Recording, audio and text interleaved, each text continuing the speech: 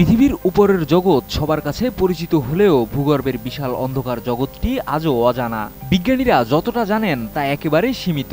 তবে সম্প্রতি বিজ্ঞানীদের একটি নতুন গবেষণায় উঠে এসেছে পৃথিবীর কেন্দ্রের ঘূর্ণন সম্পর্কিত একটি চাঞ্চল্যকর তথ্য। বিশেষজ্ঞরা জানিয়েছেন, পৃথিবীর কেন্দ্র যে অভিমুখে ঘুরছে তা একেবারেই বিপরীত দিকে ঘুরতে শুরু করেছে। শুধু তাই নয়, একসময় এটি ঘূর্ণন বন্ধ করে দিয়েছিল। এরপর থেকে তা উল্টো দিকে ঘুরতে থাকে। এর ফলে উঠতে শুরু করেছে বিভিন্ন প্রশ্ন। এই উল্টো ঘূর্ণন কি পৃথিবী ও প্রাণীকুলের জন্য বিপদ ডেকে আনতে পারে? নতুন এই গবেষণায় উঠে এসেছে যে 2009 সালে পৃথিবীর কেন্দ্র হঠাৎ থেমে গিয়েছিল এবং এরপর এটি একেবারেই বিপরীত দিকে ঘুরতে শুরু করেছে। চীনের পিকিং ইউনিভার্সিটির গবেষকরা এই বিস্ময়কর তথ্য উন্মোচন করেছেন। তাদের মতে প্রতি 35 বছর পর পর পৃথিবীর কেন্দ্রের ঘূর্ণন দিক পরিবর্তন হতে পারে। তবে কখনো কখনো এই ব্যবধান 70 বছর পর্যন্ত হতে পারে।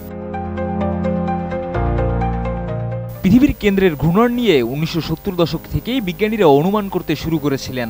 2009 সালের পর তারা দেখেছেন পৃথিবীর কেন্দ্রের ঘূর্ণন একেবারেই বিপরীত দিকে চলে যাচ্ছে।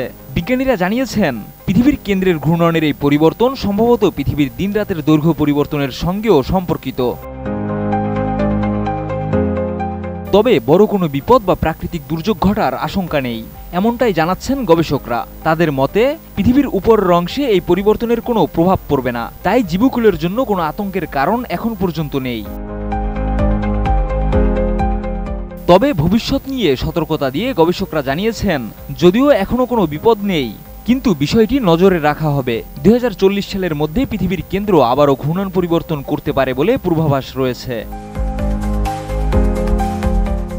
শিহাব ইসলাম, ATN নিউজ।